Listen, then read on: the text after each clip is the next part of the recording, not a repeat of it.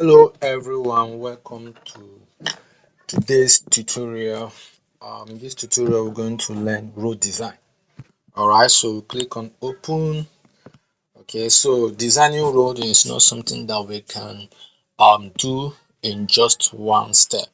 So we're going to be expecting so many phases in this tutorial. So the first phase is the identification of the icons, that's the design tools needed for road design. All right, so we're going to start, and then remember your build to one, you know it already. Right now we are now going to go to the next, and the next is called build to two. So watch me, I click. This is the build to two. Now build to one is for making changes in the overall survey plan, but build to two is for handling objects, making changes by handling objects. So it's for individual objects like transverse, lines, text, and all those things. So we're going to start. All right, so let's assume that there is no road, so we need to clear this existing road, this road that is here. That's the default road. So watch me, I will slide. So it is horizontal, you can slide the build to two bar. So once you slide, watch this, this is clear road button. I will click on this. I'm sure you saw what I did. All right, so let me do undo, and I will click. Perfect. So now this is for clear road button. Now we're going to create our road from scratch, and then before you do that, the first thing you need to do is to touch on the particular point you want to start. Anytime you want to create line, text, objects, whatever, make sure you touch any place you want the text or line to be created. So I want to start here, so I'll touch here. All right, so let's start from the text. So in today's tutorial we're going to start from text. All right, so you need to identify the tools that are necessary in creating text and handling the text. So we are going to touch on the text tool, that's the text creation tool. You saw where I touch. So this is going to create the text that you need, and then you start your modification.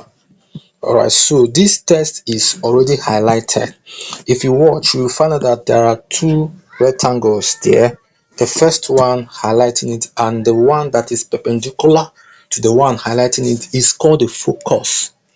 It's called the focus highlight. Now watch, this is the back focus where I clicked, and this is the front focus. This is the center focus. Okay, so once you click on the back focus, it will focus at the back of that object.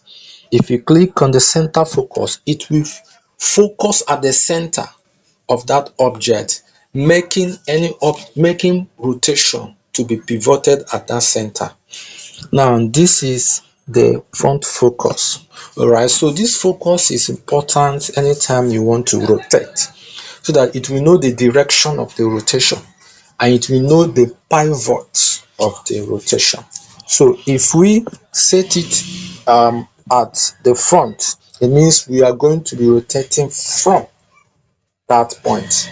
So we're going to start with the first rotation button, that's the anti-clockwise rotation. All right, so once we touch here, you see it has been rotating in anti-clockwise direction. And then second one is the clockwise rotation. So once we touch here, you see it is rotating in clockwise direction. Now if we want to rotate from the back, all we need to do is we click on the back focus. Now when we click here, it is now rotating anti-clockwise, and when we click here, it is rotating clockwise. You see what I'm doing? So anytime you want to carry out rotation of any object, make sure you note the focus. Is important. Look at the focus, they are very important, so that you know where the object is rotating to. Now this is the center focus. It will make the object to be pivoted at the center, so that it will rotate from the center. Now watch, it is fixed. Have you seen it? Rotation is being carried out at the center. It will not change any position, just at that center focus. All right, so this is how to carry out rotation of your text. The next one we're going to handle with this text is the movement of the text.